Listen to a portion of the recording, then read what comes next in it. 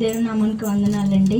వేదికను అలంకరించిన దైవజనులకి, పెద్దలకి, కూడొచ్చిన మీ అందరికి కూడా దేవుని నామంలో వందనాలు. నా పేరు సియోన్. మా డాడీ పేరు సత్యపాల్, అమ్మ పేరు ఎస్తేర్ రాణి, మా అక్క పేరు సొలమే. అండ్ మా కుటుంబానికి మొదట రక్షణ వచ్చింది మా నానమ్మ తాతయ్య ద్వారా.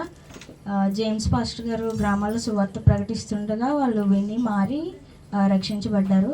అది మా పెదనాన్నకి డాడీకి ఇష్టం లేకపోయినా సరే వాళ్ళు కూడా దేవుని ఏర్పాట్లు ఉన్నారు కనుక వేరు వేరు చోట్ల వేరు వేరు వ్యక్తుల ద్వారా వారు కూడా రక్షింపబడి ఇప్పుడు దేవుని సేవలో పాలుభాగస్తులుగా ఉన్నారు. సో మేము మాత్రం పుట్టినప్పటి నుంచి క్రైస్తవులమే. సో నేను పుట్టిన రోజునే పాస్టర్ గారు అనుకోకుండా మా ఊరు వచ్చారంట.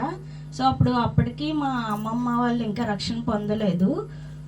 సో వాళ్ళు పాస్టర్ గారిని అడిగారంట, మా కుటుంబంలో ఎవరు దేవుని నమ్ముకోలేదు, ఈవిడ ఒకదే నమ్ముకుంది, అయినా సరే మాకు అందరికీ కొడుకులు పుట్టారు, మీకు మాత్రం 2 కూతుర్లే పుట్టారు, ఏం చేశారు మీ దేవుడు అని చెప్పి.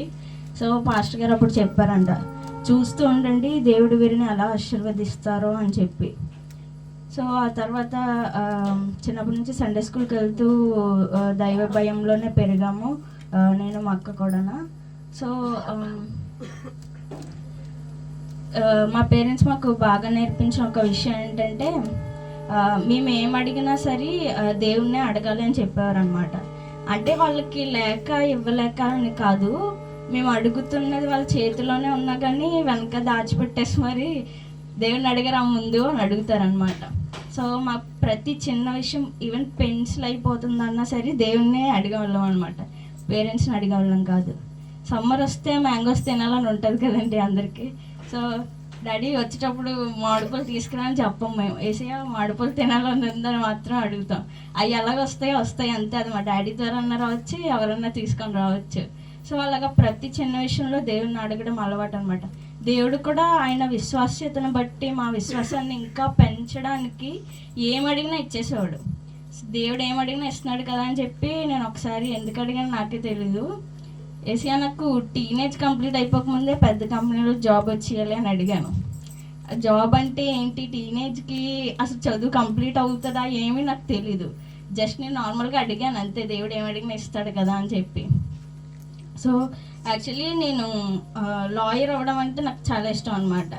నేను నిజంగా నా లాయర్ అయిపోయినట్టు ఫోటోలు కూడా ఎడిటింగ్ చేసేసుకునేదాన్ని.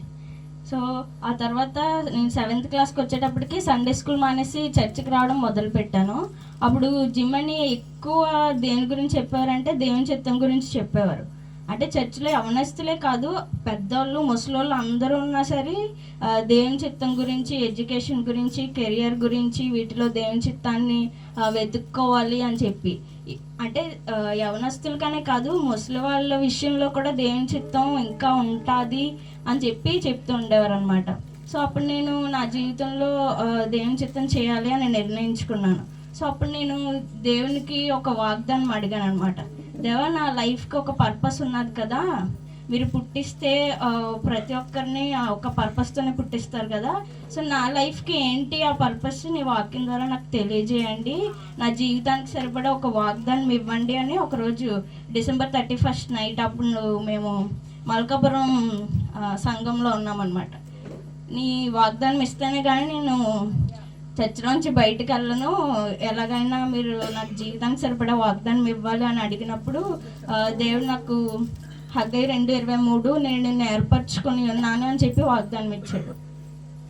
దేవుడు నన్ను దేనికి ఏర్పరచుకున్నావు అని నేను అడగలేదు, కానీ దేవుడు దేనికి ఏర్పరచుకున్నాడో దానికి నేను సిద్ధంగా ఉండాలి అని చెప్పి నేను దేవునికి 2 ప్రామిసెస్ చేశాను. ఒకటి, దేవా నీ చిత్తంలో నేను రైల్వే స్టేషన్లో స్వీపర్ జాబ్ చేయాలి అని రాస్తున్నా, నేను ఖచ్చితంగా దానికి ఒబే చేస్తాను, అడ్డు చెప్పను. ఇంకొకటి, దేవా మీరు నా ముందుకు తీసుకొని వచ్చే ప్రతి అవకాశాన్ని నా శక్తి లోపం లేకుండా నేను వాడుకుంటాను, దానికోసం ప్రయత్నిస్తాను అని చెప్పి మీరు మాత్రం నాకు తోడుగా ఉండాలి అని చెప్పి ప్రామిస్ చేశాను. సో నా జీవితంలో దేవుని చిత్తాన్ని కనుక్కోవడం కోసం నేను డైరెక్ట్గా ఏసయ్య నేను డాక్టర్ అవ్వాలా లాయర్ అవ్వాలా నాకు చెప్పండి అని అడగలేదండి. నేను స్టెప్ వైజ్ వెళ్ళాను అనమాట. ఇప్పుడు 10th తర్వాత 2 ఆప్షన్లు ఉంటాయి, ఒకటి ఇంటర్ లేదా డిప్లొమా. ఈ రెండిట్లో ఏది నీ చిత్తం అని చెప్పి అడిగాను. సో కుటుంబం మొత్తం ప్రార్థించినప్పుడు డిప్లొమా చేయడం అని ఖచ్చితంగా గ్రహించి పాలిసెట్ రాశాను. దేవుడు మంచి ర్యాంక్ అనుగ్రహించాడు.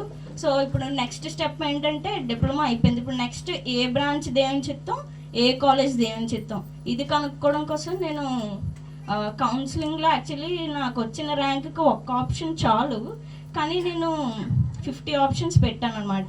పెట్టి దేవా ఈ 50 ఆప్షన్స్లో నీ చిత్తం లేకపోతే నాకు ఫస్ట్ కౌన్సిలింగ్లో సీట్ ఇవ్వద్దు, నేను ఇంకా బాగా ప్రేయర్ చేసి ఇంకా వేరే కాలేజ్లో సెకండ్ కౌన్సిలింగ్లో పెడతానని చెప్పి దేవుని మహాకృపను బట్టి ఫస్ట్ కౌన్సిలింగ్ ఫస్ట్ ఆప్షన్లోనే దేవుడు నాకు సీట్ అనుగ్రహించాడండి.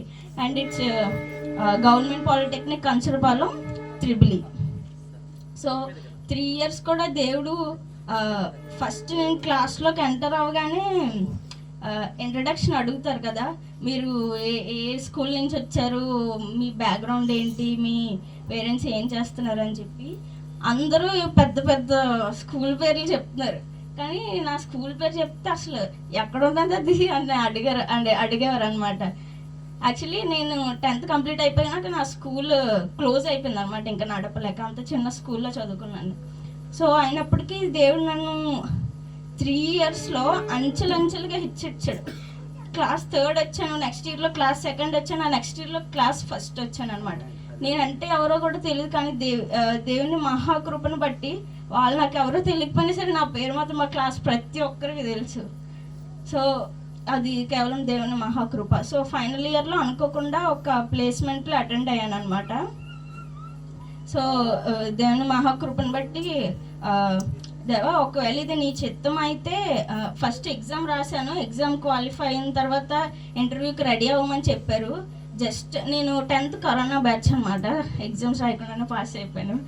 సో దేవా మొన్న కదా కరోనాలో 10th పాస్ అయినా, అప్పుడే జాబ్ ఇంటర్వ్యూ ఇవన్నీ ఏంటి, ఇది నిజంగా నీ చిత్తమా అని చెప్పి ఒకవేళ నిజంగా నీ చిత్తం అయ్యుండి ప్రయత్నించకపోతే తప్పు నాదే అవుతుంది, కాబట్టి నేను ఖచ్చితంగా ప్రయత్నిస్తాను, నీ చిత్తం అయితే ఇవ్వండి లేకపోతే లేదు అని చెప్పి. సో ఇంటర్వ్యూ అటెండ్ అయ్యాను. అదే ఫస్ట్ టైం, అసలు ఇంటర్వ్యూ ఎలా ఉంటుందో కూడా నాకు తెలీదు. సో దేవుని మహాకృపను బట్టి ఇంటర్వ్యూలో సెలెక్ట్ అయ్యాను.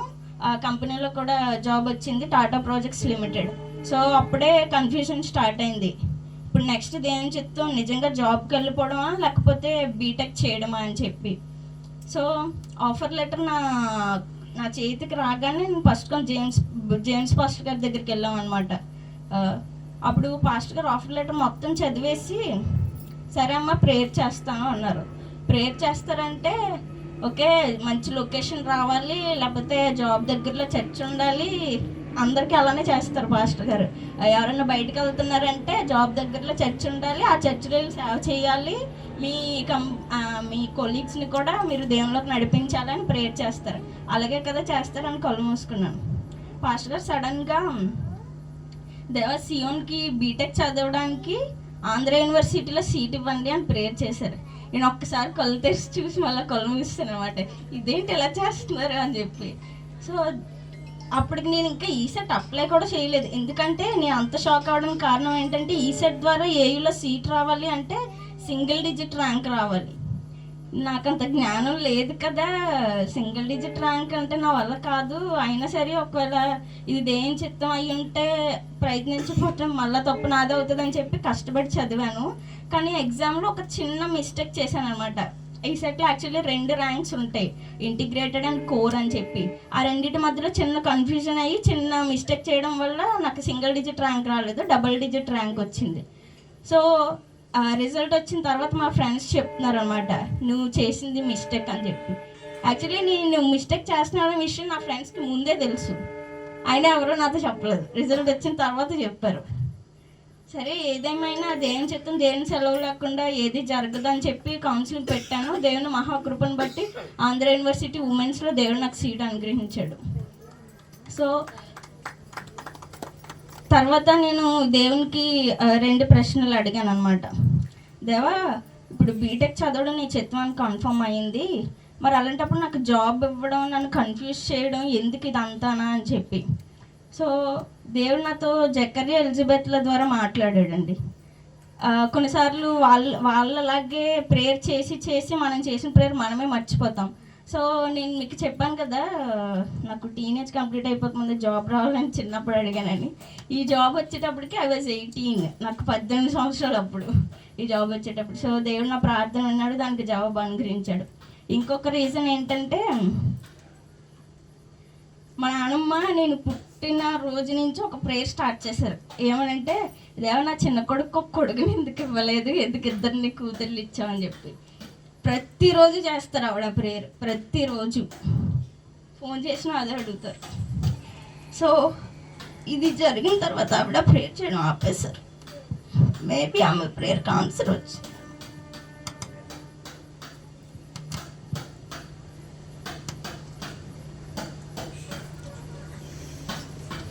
ఇది జరిగిన జస్ట్ ఫ్యూ డేస్కి ఆమె ప్రభు రాజ్యానికి చేరారు.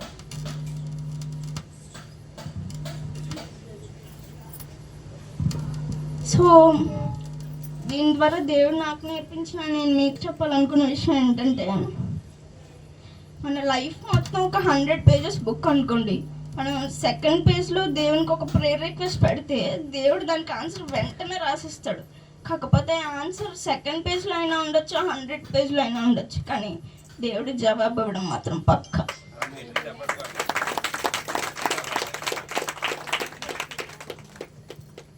దేవుడు ఇంకా దేవుడు ప్రార్థన వినట్లేదా, దేవుడు నాకు జవాబు అనుగ్రహించట్లేదా అనుకుంటాం, కానీ దేవుడు ప్రార్థన వినేసాడు, ఆన్సర్ కూడా ఇచ్చేసాడు. కాకపోతే తగిన సమయంలో ఆన్సర్ మనకి రివీల్ అవుతుంది. సో తర్వాత బీటెక్ మొత్తం మంచిగా చదువుతున్నాను. సో బీటెక్ సెకండ్ ఇయర్లో ఉన్నప్పుడు చర్చ్లో పైన గోల్డెన్ హాల్ అని ఉంటుంది కదా, అక్కడ కొత్తగా ఒక రూమ్ కడుతున్నారు అనమాట.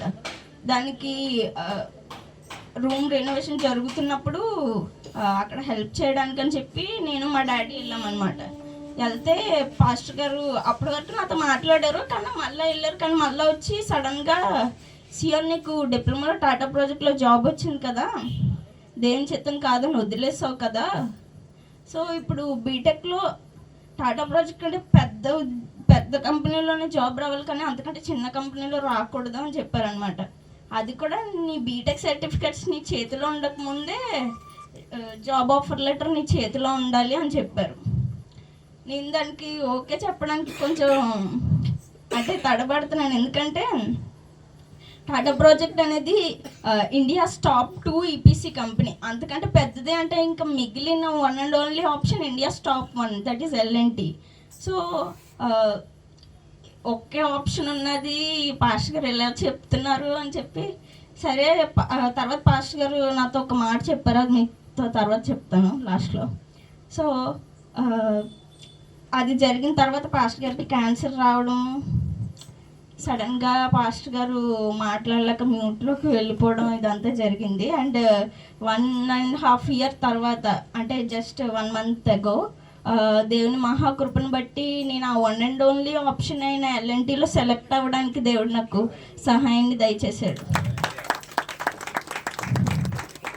With double package. టాటా ప్రాజెక్ట్కి ఎగ్జాక్ట్గా ఎంత అయితే నెంబర్ ఉందో దానికి ఇంటూ 2 చేస్తే అంత package. All glory to God and God alone. So రక్షణ పొందడం, యేసయ్యని ప్రభువుని నోటితో ఒప్పుకోవడం అంటే మన సర్టిఫికెట్స్లో కూడా క్రిస్టియన్ అని ఖచ్చితంగా రాసుకోవాలండి. దీనికోసం మా డాడీ మేము 5th classలో ఉన్నప్పటి నుంచే ఎంఆర్ఓ ఆఫీస్ చుట్టూ తిరిగేవారు అనమాట, లంచ్ కూడా చేయకుండా. సో నేను నార్మల్గా అయితే 0 రిజర్వేషన్ ఓసీకి. సో నేను ఒకవేళ క్రీస్తుని ఎరుగను, నేను క్రైస్తవురాలని కాను అని రాసుకుంటే నాకు కొంత రిజర్వేషన్ వచ్చే ఛాన్స్ ఉంది. అయినా కానీ దేవుడు నన్ను ఎప్పుడు విడిచిపెట్టలేదండి. నేను చదివిన 2 colleges కూడా ఏపీ టాప్ గవర్నమెంట్ కాలేజెస్. అది కూడా ఫ్రీగా చదివాను నేను, ఫ్రీ సీట్తో. సో దేవునికి అసాధ్యమైనదంటూ ఏది లేదు. ఆయన నమ్ముకున్న వారిని దేవుడు ఎప్పుడు రిగ్రెట్ ఫీల్ అయ్యేలాగా చేయడు. సో దేవుని చిత్తాన్ని, మన ఇష్టాన్ని వదిలేసుకొని దేవుని చిత్తాన్ని మాత్రమే చేయాలని కోరుకున్నప్పుడు కూడా దేవుడు మనల్ని ఎప్పుడు నిరాశపడేటట్టుగా ఎప్పుడు ఎన్నడూ చేయడండి. సో పాస్టర్ గారు ఆ రోజు నాతో చెప్పిన మాట ఏంటంటే, పొందాము అనే విశ్వాసంతో ప్రార్థన చేయాలి, అదే విశ్వాసంతో ప్రయత్నం కూడా చేయాలి. అప్పుడు అసాధ్యుడైన దేవుడు మనకు తోడుగా ఉండి తన పనిని తను జరిగిస్తాడు. ఈ మాటలు దేవుడు దీవించిన కాక. All glory to God and God alone. అవకాశం ఇచ్చిన ఆ పాస్టర్ గారికి దేవుని నామములో వందనాలు.